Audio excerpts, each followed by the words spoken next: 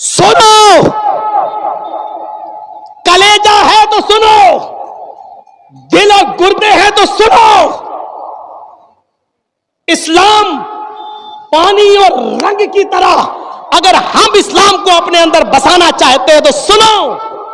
اللہ کے نبی کے زمانے میں اگر عید کا خطبہ اللہ کے نبی مردوں کو دیتے تھے تو عورتوں کے مجمع میں پردے کی اوڑ سے آپ ان کو بھی خطبہ دیتے تھے، اور پردے کے پیچھے سے خطبہ دیتے ہوئے کہتے تھے یا معاشر النساء تصدقن فإنی اریتکن اکثر اہل النار. اے عورتوں زیادہ سے زیادہ صدقہ اور خیرات کرو، اس لیے کہ ہم نے تمہیں جہنم میں سب سے زیادہ جلتے ہوئے دیکھا ہے. عورتیں جہنم میں سب سے زیادہ جلتے ہوئے دیکھی گئی ہیں.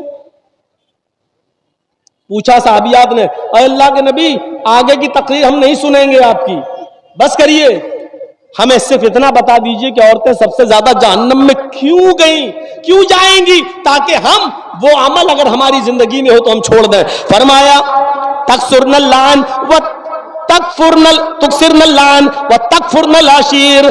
تم لعن و طعن زیادہ کرتی ہو، تکسرن اللعن، تم لعن و طعن زیادہ کرتی ہو، ایک دوسرے کی برائیاں کرتی ہو، ایک دوسرے پر لعنت بھیجتی ہو، اور اپنے شوہر اپنے ہسبینڈ کی نافرمانی کرتی ہو. یاد رکھنا میرے بھائیوں، اللہ کے نبی صلی اللہ علیہ وسلم نے فرمایا ایوم امرات ماتت وزوجها عنہا راضٍ، جو عورت مر گئی، جس عورت کا انتقال ہوا اور انتقال کے وقت اس کا پتی اس سے خوش تھا، اس سے راضی تھا، تو وہ عورت جنت کے اندر داخل ہوگی. میری ماں بہنیں پہلی بات تو سن نہیں رہی ہیں، اور جو سن رہی ہیں وہ سن لیں. اللہ کے نبی نے جنتی عورت کی پہچان بتائی. ایوم امرات ماتت، جو عورت مر جائے، انتقال کر جائے، لیکن انتقال کرتے وقت اس کا پتی، اس کا ہسبینڈ اس سے راضی تھا، اس سے خوش تھا، فدخلت الجنہ، تو یہ عورت جنت کے اندر جائے گی. لیکن اس کے الٹے بھی فرمایا کہ جو عورت مر گئی اس حال میں کہ اس کا پتی اس سے راضی نہیں تھا، اس سے خوش نہیں تھا، تو وہ کتنی بڑی نمازی ہو، چاہے تہجد کی نمازی کیوں نہ پڑھتی ہو، وہ جنت کے اندر داخل نہیں ہو سکتی. چاہے کتنی روزے دار ہو، وہ جنت کے اندر نہیں جا سکتی ہے. میرے پیارے ساتھیوں، ہمیں اپنی بیٹیوں کو یہ تعلیم دینا چاہیے تاکہ وہ جب گھر سے جائیں، سسرال میں جائیں، تو وہ اپنے پتی کو عزت کی نظر سے دیکھیں اور ان کو خوش رکھنے کی کوشش کریں. میرے بھائیوں، ہم نے یہ تعلیم نہیں دی ہے، اپنی بیٹیوں کے ہاتھ میں موبائل دے دیا ہے. ہماری بیٹیاں موبائلوں میں ڈرامے دیکھ رہی ہیں، اور جیسے بتایا جا رہا ہے اس طریقے سے آج وہ اپنے پتیوں کے ساتھ اپنی زندگی گزار رہی ہیں. ہم نے مذاق سمجھ رکھا ہے اسلام کو. سنیے اور غور سے سنیے، ہم اپنی بیوی کے ساتھ کھانا کھا رہے ہیں. سن لو، آج مسئلوں پہ آ گئے ہیں اور میرا دماغ اب ادھر پھر گیا ہے، تو اب سنیے آپ.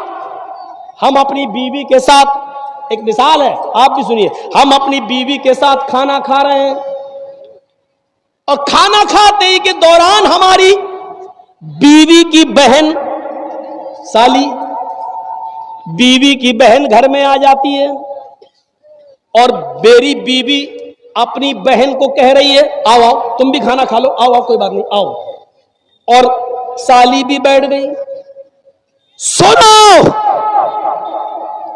کلیجہ ہے تو سنو، دل اور گردے ہیں تو سنو. اسلام پانی اور رنگ کی طرح اگر ہم اسلام کو اپنے اندر بسانا چاہتے ہیں تو سنو.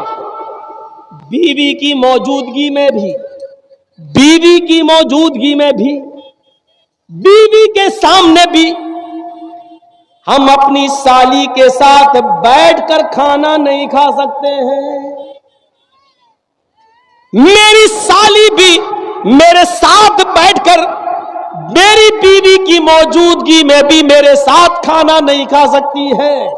اسلام ہماری بیوی کی بہن کو، ہماری سالی کو بھی بیوی کی موجودگی میں بھی بہنوئی کے ساتھ کھانا کھانے کی اجازت نہیں دیتا ہے.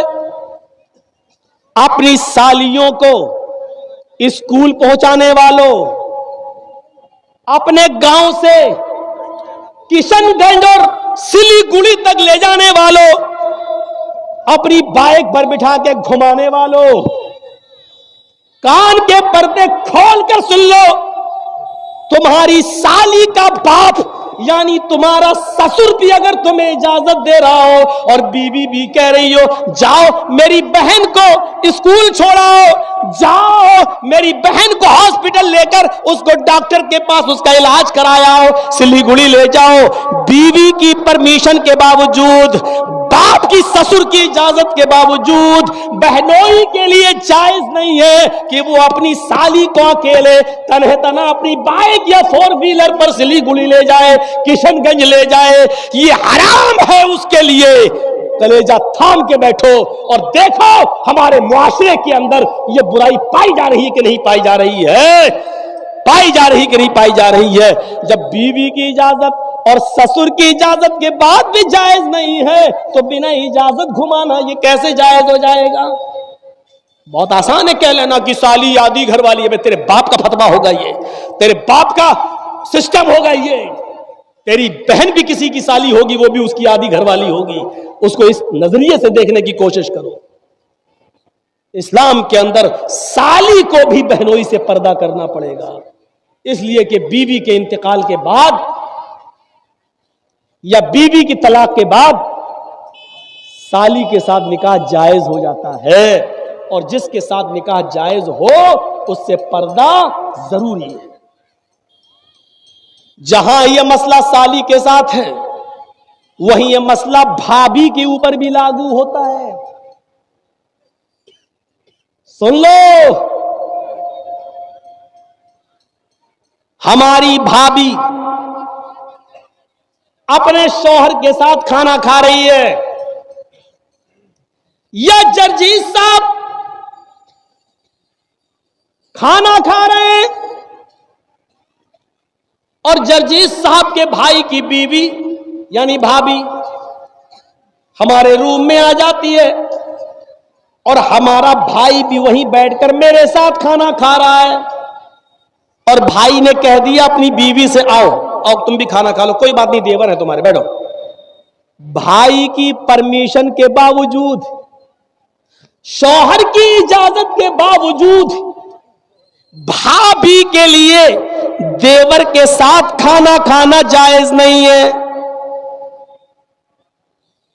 भाई की परमिशन के बावजूद भाभी को अकेले बाइक पे बिठा के किशनगंज और दार्जिलिंग ले जाना, सिलीगुड़ी ले जाना जायज नहीं है। दलील ये अराई तलहम या रसूल अल्लाह, एक औरत ने सवाल किया, अरे अल्लाह के नबी क्या मैं देवर से भी पर्दा करूं? देवर हमारे घर में रहता है, जॉइंट फैमिली है, आना जाना लगा रहता है, क्या मैं देवर से भी पर्दा करूं? तो अल्लाह के नबी ने फरमाया हां, मोहल्ले के दूसरे लोगों से कभी कभी बेपर्दगी हो जाए चलेगा, मोहल्ले के दूसरे लोगों के सामने कभी चेहरा खुल जाए चलेगा, अलहमुल मौत, लेकिन देवर से हर हाल में पर्दा करना है, क्योंकि देवर तो मौत है भाभी के लिए। ये जबान हमारी नहीं है, हमारी जबान जरूर है, लेकिन अल्फाज मोहम्मदुर रसूलुल्लाह के, हदीस जनाब मोहम्मदुर रसूलुल्लाह सल्लल्लाहु अलैहि वसल्लम की है, अलहमुल मौत, देवर भाभी के लिए मौत है। अब अंदाजा लगाओ, जो मौत हो वो मौत कैसे भाभी को लेके जा सकता है अपने घर से बाहर? साहब मेरे भाई ने इजाजत दे दी, यहां भाई की इजाजत नहीं चलेगी, यहां शरीयत का हुक्म चलेगा, शरीयत का हुक्म। औरतों को हुक्म दिया है कि वो नीची शलवार पहने, और जब चादर या नकाब लगा के जब बाजार या मायके या कहीं जाएं तो ऐसी कंडीशन में इतनी नीची चादर हो जो आपकी चप्पल को भी छिपा रही हो, चप्पल भी नजर ना आ रही हो, और जमीन की मिट्टी से रगड़ खा रही हो चादर, इतनी नीची चादर होनी चाहिए, या इतना नीचा नकाब होना चाहिए, हिजाब होना चाहिए जो पैर की चप्पल को भी छिपा रहा हो। जाकर जो चंद औरतें बुर्का पहन के आई हैं, जरा उनके नकाब भी देख लीजिएगा, चप्पल तक दिखेगी, اور یاد رکھنا، عورتیں گھر سے باہر جاتے وقت گھر میں جو چاہیں پہنے، جس گھر کے اندر غیر مردوں کا آواگمن نہیں ہے، عورتیں گھر میں جو پہننا چاہیں پہنے، کوئی رکاوٹ نہیں ہے۔ دوپٹہ اوڑھیں نہ اوڑھیں، اوڑھنی لیں نہ لیں، بال کھلے رکھیں یا باندھ کے رکھیں، نائٹی پہنے نہ پہنے، جو چاہیں۔ اور غور سے سنو، گھر کے اندر جہاں غیر مردوں کا آواگمن نہیں ہے، عورتیں جو چاہیں پہن سکتی ہیں، ان کو کوئی رکاوٹ نہیں ہے۔ لیکن گھر سے باہر اگر جائیں گی، گھر سے باہر جب نکلیں گی، تو عورتیں گھر سے باہر نکلتے وقت چوڑیاں بھی پہننے کی اجازت نہیں ہے، چوڑیاں بھی نہیں پہن سکتی۔ ہر بجنے والی چیز منع ہے، کوئی بھی بجنے والی چیز عورت پہن کر نہیں جا سکتی۔ اگر چوڑی بج رہی ہے تو چوڑی پہن کر جانا غلط ہے۔ پازیب، پائل پہن کر نہیں جا سکتی، اگر اس میں گھنگرو لگے ہوئے ہیں تو۔ اس کو آپ کے یہاں کیا بولتے ہیں؟ اونچی ہل کی چپل جو ہوتی ہے نا، اونچی ہل کی پہن لیتی ہیں، وہ نیچے گٹکا لگا رہتا ہے، تھوڑا سا ناٹی کت کی ہو تو لمبی لگتی ہے وہ، اور وہ پہن کے چلتی ہیں تو وہ سڑک پر وہ چپل آواز کرتی ہے، ٹک ٹک ٹک ٹک آواز کرے گی۔ عورت کے لیے اونچی ہل کی وہ چپل جو سڑک پر چلتے وقت ٹک ٹک کی آواز کرے، وہ چپل بھی پہن کر چلنا منع ہے عورت کے لیے۔ ظاہر ہے وہ چپل ٹک ٹک ٹک ٹک کرے گی، ادھر اس کی چپل بولے گی ٹک ٹک ٹک ٹک، ادھر نوجوانوں کے دل بولیں گے دھک دھک دھک دھک۔ منع ہے۔ کوئی بھی خوشبو، پرفیوم نہیں لگا سکتی، گھر میں جو چاہے لگائے، لیکن گھر کے باہر کوئی پرفیوم نہیں، کوئی عطر نہیں، یہاں تک کہ خوشبودار کوئی چیز نہیں۔ اگر کریم میں خوشبو ہے تو وہ بھی نہیں، پاؤڈر میں خوشبو ہے تو وہ بھی نہیں، اگر کوئی ایسا تیل یوز کرتی ہے جس میں خوشبو ہے تو وہ بھی نہیں۔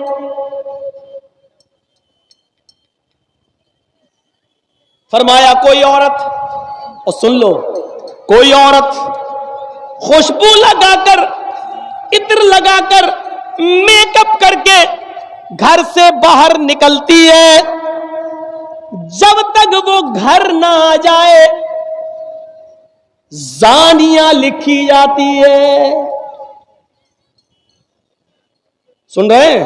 جو عورت میک اپ کر کے، جو عورت خوشبو لگا کر، جو عورت کریم پاؤڈر میک اپ سور کر جب گھر سے باہر نکلتی ہے تو اس پر اللہ کی، فرشتوں کی لعنت برستی رہتی ہے، اور جب تک وہ گھر کے باہر رہتی ہے زانیہ اور بدچلن لکھی جاتی ہے۔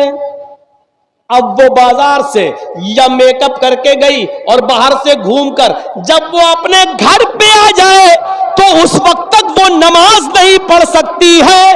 نوٹ کریے، اس وقت تک وہ نماز نہیں پڑھ سکتی ہے جب تک کہ وہ ایسے غسل نہ کر لے، ایسے نہا نہ لے جیسے شوہر سے بیوی ملنے کے بعد، ہم بستر ہونے کے بعد جب بیوی غسل کرتی ہے اور نہا کر پاک ہوتی ہے، جب تک یہ عورت اس طریقے پر غسل نہ کر لے تب تک وہ نہ نماز پڑھ سکتی ہے نہ روزہ رکھ سکتی ہے۔ اب بتائیے ہم اسلام کے اس مشن میں کتنے گھل چکے ہیں؟ بتائیے اسلام کا، ہمارا اور ہماری بیٹیوں کا اسلام کیسا ہے؟ کیا پانی اور رنگ کی طرح ہے؟ کیا ہماری لڑکیاں، ہماری بیویاں کیا اس اسلام کے مزاج میں پوری کی پوری داخل ہیں؟ کون سی لڑکی ہے جو لپسٹک لگا کے نہیں آئی ہے؟ ذرا دیکھو تو۔ اب آپ کہو گے مولانا کہہ رہے دیکھو تو، جملے بہت جلدی پکڑتے ہو۔ اب دیکھنے کا مطلب یہ تھوڑی ہے کہ نقاب ہٹا کے دیکھیں گے، اور دیکھو کا مطلب یہ بھی ہے کہ آپ دیکھو نہ دیکھو، لیکن جب نقاب ہی نہیں ہے تو اپنے آپ دکھ جائے گا۔ آج کل نگاہیں نیچی کر کے کون چل رہا ہے؟ نگاہیں نیچی کر کے اگر چلیں گے تو ٹکر اور ہوگی۔ اچھا آپ ایمانداری کے ساتھ بتائیے، جلسہ ہو رہا ہے نا، عورتوں کی آواز آ رہی کہ نہیں آ رہی؟ دیکھ رہے ہیں؟ ہم تھوڑی دیر چپ ہو جائیں تو لیڈیز کی آواز یہاں آ رہی ہے۔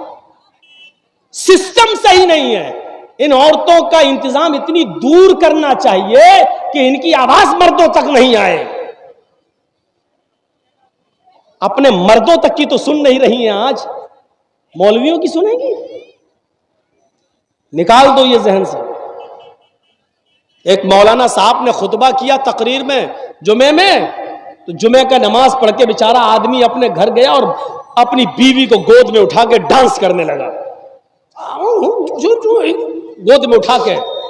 تو بیوی نے پوچھا واہ آج تو کمال کر دیا، جمعہ پڑھ کے گھر میں آئے گود میں اٹھا لیا، آج بڑا رومانس کر رہے ہو، بڑا پیار کر رہے ہو کیا؟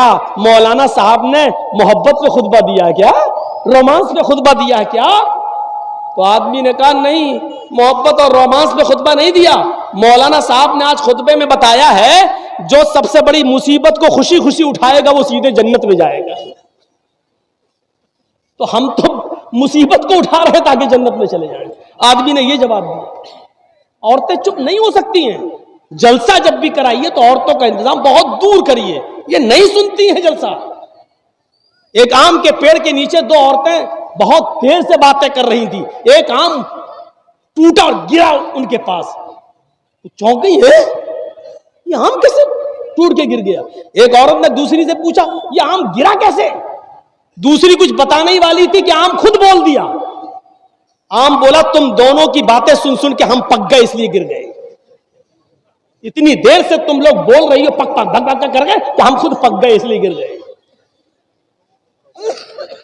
دو عورتیں چپ نہیں رہ سکتی ہیں، اور آپ کو معلوم ہے کہ جلسے میں 1000 2000 عورتیں آئیں گی، 5000 عورتیں آئیں گی، تو آپ اتنا پاس؟ آج تو ان کو موقع ملا اپنی سینڈل دکھانے کا، آج تو موقع ملا اپنی ساڑی دکھانے کا، آج تو موقع ملا ان کو اپنا سوٹ دکھانے کا۔ اتنا اچھا موقع مولانا جرجیز کی تقریر میں وہ گوائیں گی، اتنا اچھا موقع۔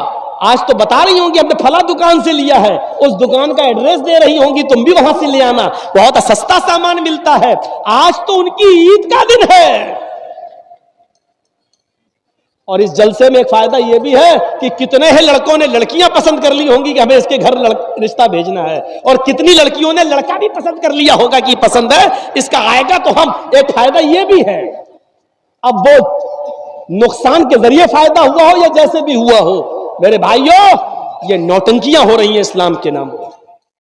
ہم ان چیزوں پر غور کریں، سوچیں کیا اسلام کے ساتھ ہمارا تعلق یہ ہے؟ یا ایھا الذین آمنوا ادخلوا فی السلم کافہ، ایمانو والو تم اسلام کے اندر پورے کے پورے داخل ہو جاؤ۔ بچوں کے ساتھ ہمارا تعلق کیا ہے؟ فرمایا جب تمہارے گھر میں بچہ پیدا ہو، جب تمہارے گھر میں بچہ پیدا ہو تو 7ویں دن اس کا عقیقہ کرو، اس کے سر کے بال کاٹو، پورا ٹکلا 7ویں دن اس کے سر کے سارے بال چھلو، اور بالوں کے وزن کے برابر چاندی غریبوں اور مسکینوں میں تقسیم کرو۔ مان لیجئے سارے بال ہم نے کاٹے اور 5 گرام ہوئے، تو 5 گرام چاندی یا 5 گرام چاندی کی قیمت غریبوں میں مسکینوں میں دی جائے گی۔ اور یہ اسلام کا ایک حصہ ہے، اس سے آپ بچ نہیں سکتے ہو۔ 7ویں دن اس کا اچھا نام رکھو، گڈو پپو نہیں، ٹوئنکل نہیں، لڑکیوں کے نام اوئیٹی سوئیٹی نہیں، اچھا نام رکھو، نام کا اثر پڑتا ہے۔ قیامت کے دن ناموں سے بلایا جائے گا۔ اچھا نام رکھو جس کا معنی اچھا ہو۔ جب 7واں دن ہو جائے تو اس کا عقیقہ کرو، اور مسئلہ یاد رکھنا عقیقہ صرف 7ویں ہی دن ہے، 14ویں دن کی دلیل نہیں ہے، 21ویں دن کی دلیل صحیح نہیں ہے کہ 7ویں دن طاقت نہ ہو تو 14ویں دن کر لو، 14ویں دن نہ ہو تو 21ویں دن کر لو، نہیں، عقیقہ صرف 7ویں دن ہے، اور 7ویں دن کسی مجبوری کی وجہ سے اگر آپ نہیں کر سکے تو جب تمہیں موقع ملے، جب تمہارے پاس مجبوری ختم ہو جائے اس وقت کر لو۔ 7ویں دن نہیں کیا اور 8ویں دن مجبوری ختم ہو گئی تو 8ویں دن کر لو، 9ویں دن مجبوری ختم ہو گئی تو 9ویں دن کر لو۔ اب یہ نہیں کہ 7ویں دن نہیں کیا تو اب 14ویں دن کر لیں گے، نہیں، 14ویں دن کا انتظار نہیں کیا جائے گا۔ 14ویں دن بھی مجبوری رہی، 21ویں دن بھی رہی، تو جب تمہاری مجبوری ختم ہو جائے تب کر لو۔ اور جب تک اس بچے کا عقیقہ کر نہیں لیا جائے گا اس بچے کی دعا باپ کے حق میں قبول نہیں ہوگی۔ سمجھ رہے ہیں نا؟ رہن ہے، رہن بچہ گروی ہے، چاہے کتنی وہ بچہ دعا کرے باپ کے حق میں پھر قبول نہیں ہوگی اگر عمدن قصدن جان بوجھ کر استطاعت کے باوجود آپ نے اس کا عقیقہ نہیں کیا تو۔ یہ باپ کے اوپر ایک قرض ہے جب تک وہ اس کو ادا نہیں کرے گا۔ ہاں بچہ 20 سال کا ہو گیا، اب مجبوری ختم ہوئی ہے تو اب کر دو۔ باپ 20 سال تک اپنے بچے کا عقیقہ نہیں کر سکا مجبوری کی وجہ سے اور انتقال ہو گیا، تو بچہ خود کمانے لگے تو وہ اپنا عقیقہ خود بھی کر سکتا ہے، لیکن کرنا ہے اگر استطاعت ہو جائے تو کرو، کرنا ہے۔ یاد رکھیے 7ویں دن عقیقہ کرے گا، جب بچہ پیدا ہو تو 7ویں دن عقیقہ کرو، 7ویں دن اس کا اچھا نام رکھو، اس کے سر کے سارے بال چھیل کر بالوں کے وزن کے برابر چاندی یا اس چاندی کی قیمت غریبوں اور مسکینوں میں تقسیم کرو۔ لڑکا ہے تو 2 جانور اور لڑکی ہے تو 1 گائے نہیں چلے گی، بھینس نہیں چلے گی، اونٹ نہیں چلے گا، بڑے جانوروں میں عقیقہ نہیں ہوگا۔ عقیقے کے لیے بھیڑ بکری چاہیے، دبا، انہی جانوروں میں عقیقہ ہوگا۔ لڑکا ہے تو 2 اور لڑکی ہے تو 1۔ ہاں اگر آپ کے پاس مجبوری ہے اور لڑکا پیدا ہوا ہے لیکن 2 جانور کی قیمت نہیں ہے، 2 جانور کی استطاعت نہیں ہے، 1 جانور آپ کر سکتے ہیں، اگر استطاعت نہیں ہے تو 1 جانور بھی کیا جا سکتا ہے۔ اسلام میں آسانی ہے، سختی نہیں ہے۔ اگر 2 لڑکا ہے اور ہم غریب ہیں، 2 جانوروں کی قیمت نہیں ہے میرے پاس لیکن 1 کی استطاعت ہے تو یہاں اجازت ہے شریعت کی طرف سے، تو تم 1 ہی کر دو، کیونکہ اللہ رب العالمین کسی پر اس کی بوجھ سے زیادہ، اس کی حیثیت سے زیادہ اس پر بوجھ نہیں ڈالتا ہے۔ لڑکی ہے تو 1 ہے ہی۔ میرے بھائیوں، پھر حکم ہوتا ہے جب تمہارا بچہ زبان چلانے لگے، کچھ تھوڑا تھوڑا بولنے لگے، تو سب سے پہلے اس کی زبان سے اللہ اللہ نکلواؤ۔ 6-7 مہینے کے بعد بچے تھوڑا تھوڑا بولنے لگتے ہیں تو اس کی زبان سے اللہ اللہ اللہ نکلواؤ، اور جب بچے کی زبان تھوڑی صحیح ہو جائے تو اس کو لا الہ الا اللہ سکھاؤ، اس کو لا الہ الا اللہ سکھاؤ۔ ہم کیا سکھا رہے ہیں؟ 4 سال کا ہو گیا، happy birthday to you. کتنا گدھا ہے یہ باپ، اور میں گدھا کہہ دیا ہوں۔ جس کو برا لگتا لگتا رہے، جس کو مرچی لگ رہی لگتی رہے۔ اب بتائیے گدھے میں عقل نہیں ہوتی ہے؟ گدھے میں عقل ہوتی ہے کہیں؟ ہارن بجاؤ تو گدھا وہیں آئے گا جہاں گاڑی گھوم رہی ہے، ٹی ٹی اور آئے گا گاڑی کے پاس، اس میں عقل نہیں ہے۔ یہ بتاؤ آپ کا بچہ 5 سال کا ہو گیا، آپ اس کا برتھ ڈے بنا، happy birthday to you. تیرا بچہ اللہ کی طرف سے 80 سال کی عمر لے کے آیا تھا، 5 سال اس کی کم ہو گئی ہے، اب اس کی عمر 75 سال رہ گئی ہے اور تو خوش ہو رہا ہے۔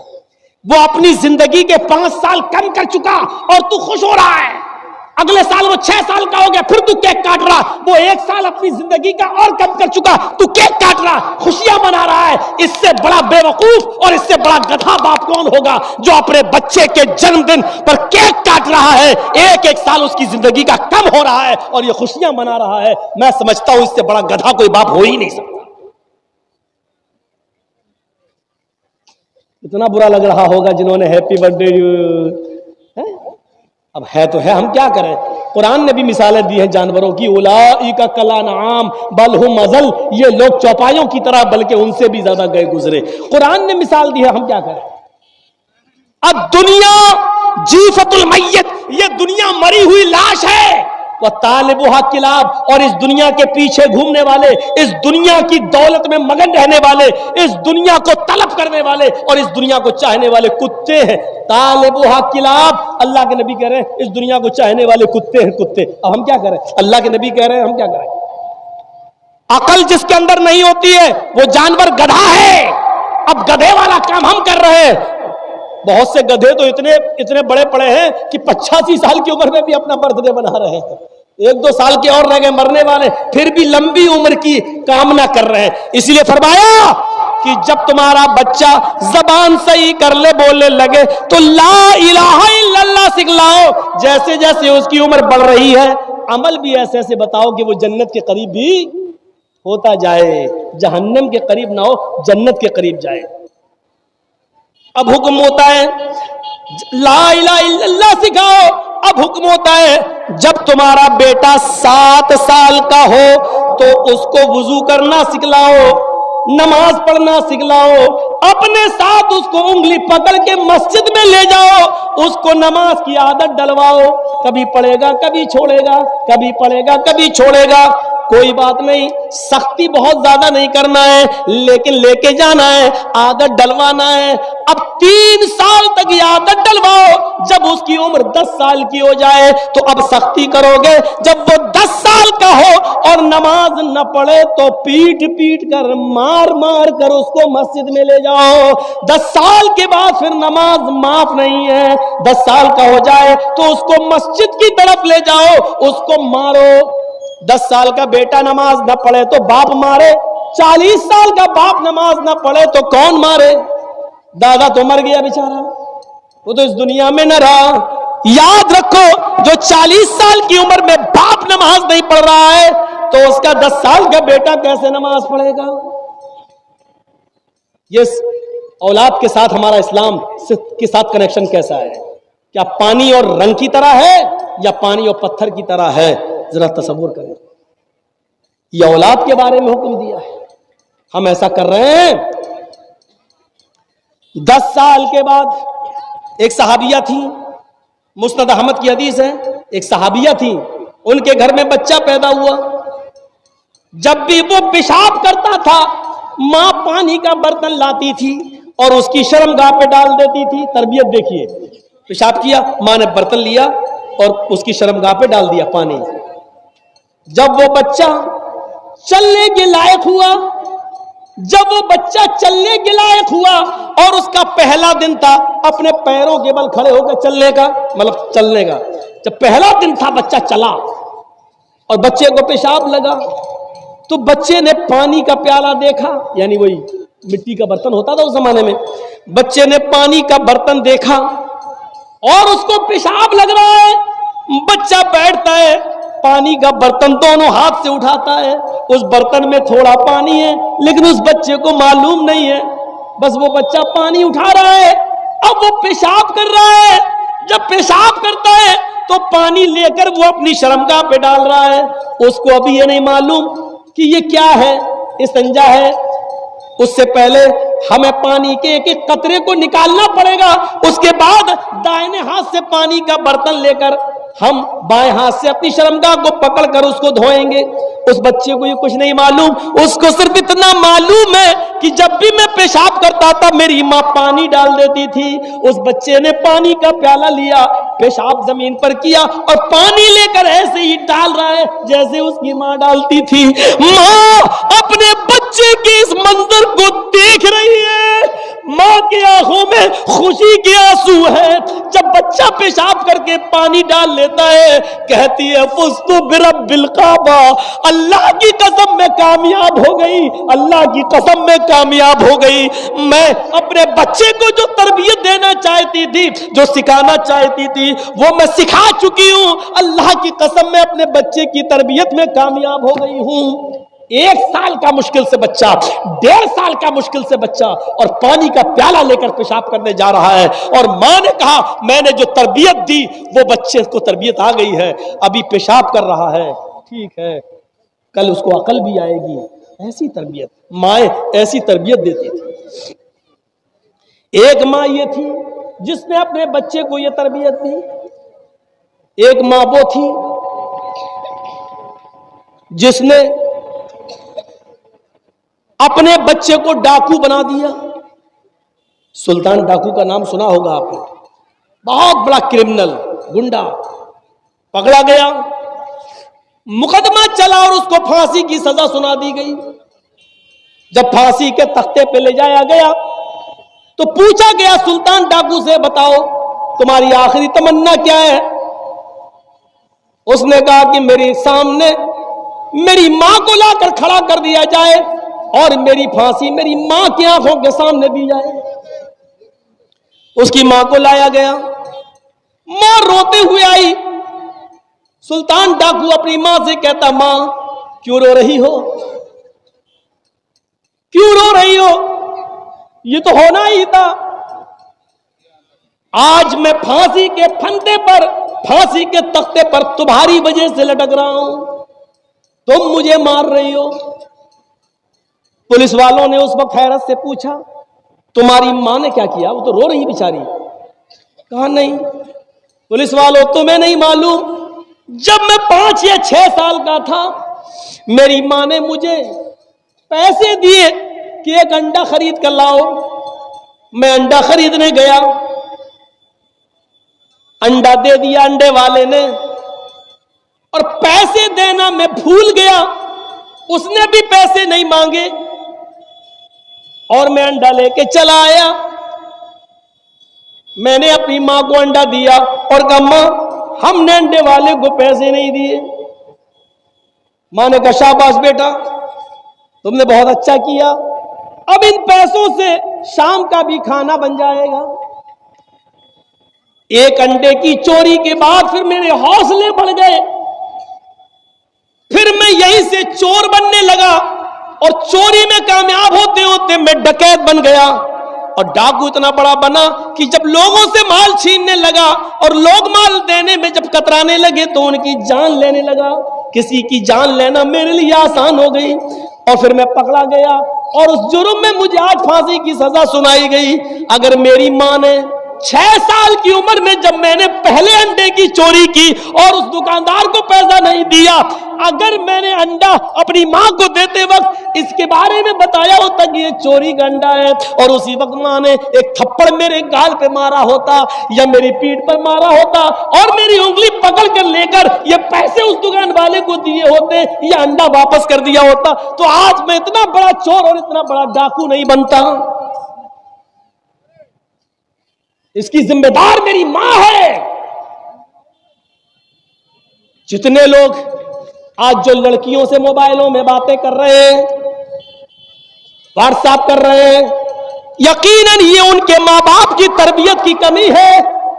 اگر ان کے باپ نے اور ان کی ماں نے اگر تربیت دی ہوتی تو جن لڑکیوں سے وہ بات کر رہے وہ ان کو اپنی بہن اور اپنی بیٹی سمجھ رہے ہوتے, اپنی بہن سمجھ رہے ہوتے, آج ان سے اشلیل باتیں نہیں کر رہے ہوتے, آج واٹس ایپ پہ گفتگو نہیں کر رہے ہوتے, آج موبائل پر گفتگو نہیں کر رہے ہوتے, آج 1-1 اور 2-2 گھنٹے ان سے باتیں نہیں کر رہے ہوتے. یہ تربیت کی کمی ہے, چاہے باپ کی ہو یا ماں کی ہو. ایک تربیت وہ تھی کہ حضرت مریم علیہ السلام مسجد کے محراب میں بیٹھی ہوئی ہیں اور ان کے پاس بے موسم پھل آ گئے. موسمی کا موسم نہیں موسمی آئی, گاجر کا موسم نہیں گاجر آئی ہے, میرے بھائیو تربوز کا موسم نہیں تربوز رکھا ہوا ہے, آم کا موسم نہیں لیکن آم رکھا ہوا ہے. حضرت زکریا جب مسجد کے محراب میں داخل ہوئے, جب دیکھا کہ مریم کے پاس یہ پھل آ گئے ہیں, اس کا تو موسم ہی نہیں ہے, सीजन ही नहीं है इन फल का, फिर ये फल कहां से आए? तो हजरत जकरिया ने सबसे पहला सवाल ये किया मरियम से, अन्ना लक हाजा, आए मरियम पहला ये बता कि ये फल कहां से आए? सेब का मौसम नहीं, सेब कहां से आया? अनार का मौसम नहीं, अनार कहां से आया? आम का मौसम नहीं, आम कहां से आया? पढ़िए सूरह मरियम, कुरान कहता है अन्ना लक हाजा, ये तेरे पास कहां से आया? इसका जवाब दे। अल्लाह वाली थी, नेक थी, अरे जिसने बगैर शौहर के बेटा पैदा किया ईसा को, और अल्लाह ने उसकी पाक दामनी का ऐलान किया, अल्लाह ने उसकी पाक दामनी का सबूत दिया, वो बदचलन कैसे हो सकती थी? लेकिन जकरिया क्लास ले रहे, बता ये फल कहां से आया? और मरियम कहती है शक मत कीजिए, डाउट मत कीजिए, मेरे बारे में कोई गलत ख्याल पैदा मत कीजिए। क़ालत हुवा मिन इंदिल्लाह, ये सारी नेमतें मुझे अल्लाह की तरफ से मिल रही है। ऐ जकरिया, मुझे पालने पोसने वाले, मेरी परवरिश करने वाले, मुझे अच्छी तरबियत देने वाले, मेरी रगों में आप ही का खून है, इसलिए मैं आपको बताना चाहती हूँ, ये कोई लड़के ने ला के नहीं दिया, मेरा किसी लड़के से कोई ताल्लुक नहीं है, कनेक्शन नहीं है, ये नेमतें मुझे अल्लाह के पास से मिल रही है। आप बाप हैं, आप अपनी बेटियों से पूछिए ये मोबाइल तेरे पास कहां से आया? ये तो 12, 13, 15 हजार का मोबाइल है, हमने तो तुम्हें लेके नहीं दिया, ये तुम्हारे पास कहां से आया? 500, 600 रुपए का रिचार्ज तुम्हारे मोबाइल में 1.5-2 GB तुम्हें रोज मिल रही है, ये पैसा तुम्हारे पास कहां से आया है? हम तो तुम्हें मोबाइल में 2 ही नंबर थे तुम्हारे पास, एक माँ का, एक बाप का या एक भाई का, अभी अभी ये तीसरा नंबर, इस नंबर से जो कॉल आई है ये कहां से आई है? ये सारे सवाल आज बाप ने अपनी बेटी से पूछना छोड़ दिया, इसलिए बेटियां भी आवारा गायों की तरह हो चुकी हैं, आवारा जानवरों की तरह हो चुकी हैं। आज हमने तरबियत देना छोड़ दिया है। सुनिए, जब तरबियत नहीं होगी तो यही हाल होगा। आज हमने अपनी बेटियों को, अपनी औलाद को तरबियत नहीं दी है। शेख अब्दुल कादिर जीलानी बगदादी रहमतुल्लाह अलैह, जो बड़े पीर साहब के नाम से मशहूर हो गए, वो अब्दुल कादिर जीलानी रहमतुल्लाह अलैह 12 साल की उम्र में काफिले के साथ जा रहे थे। उनकी मां ने 12 साल की उम्र में उनके कुर्ते के अस्तर में 40 अशरफी सिल दी थी और सिलते वक्त छुपा दिया था और कहा था बेटा देखो ये 40 अशरफियां हैं, लेकिन हालात चाहे कितने खराब हो जाए, बेटे तुम झूठ कभी मत बोलना, तुम झूठ कभी मत बोलना। माँ अपने 12 साल के बच्चे को काफिले के हवाले कर रही है, लेकिन नसीहत ये कर रही है बेटे हालात कितने भी खराब हो तुम झूठ कभी मत बोलना। माँ जानती है हालात खराब हो सकते हैं, लेकिन झूठ बोलकर हालात और खराब कर लिए जाएंगे। अगर अपने आप को बचाना है तो सच बोलकर ही बचाया जा सकता है। मेरे प्यारे साथियों, जब डाकुओं ने उस काफिले पर हमला किया तो सारा काफिला लूट लिया। डाकुओं का एक आदमी जब अब्दुल कादिर के पास आया, कहने लगा ए लड़के तेरे पास भी कुछ है? उसने कहा हाँ। बोल क्या है? 40 अशरफी हैं? 40 कहाँ है? कहीं तो दिखने नहीं। कहा ये है। अस्तर सिल उधेड़ा, 40 अशरफी मिली। कहा बेटे ये तो छुपी हुई थी, तुम अगर मना कर देते तो मैं यहां तक पहुंच ही नहीं पाता, तुमने बता कैसे दी? कहा कि चलते वक्त मेरी माँ ने मुझे नसीहत की थी कि हालात चाहे कितने खराब हो झूठ कभी मत बोलना। इतनी सी बात का उस डाकू पर यह असर हुआ, चीख पड़ा आए डाकुओ इधर आओ। इस बच्चे ने अपनी माँ की इतनी बात मानी है कि इस हाल में भी वो झूठ नहीं बोला और 40 अशरफियां मुझे दे दी। मेरी तो पूरी जिंदगी चोरी में गुजर गई है, लुटेरीपन में गुजर गई है, डकैती में गुजर गई है। ये बच्चा अपनी माँ की नाफरमानी नहीं कर सका, हम अपने रब की नाफरमानी कर रहे हैं। हम अपने रब को क्या मुंह दिखाएंगे? हम अपने रब को क्या जवाब देंगे? सारे काफिले का लूटा हुआ माल वापस कर दिया और उन डाकुओं ने सबने सच्ची तौबा कर ली। ये बच्चा 12 साल का आगे चलकर शेख अब्दुल कादिर जीलानी के नाम से मशहूर हुआ है और बड़े पीर साहब के नाम से जाना जा रहा है।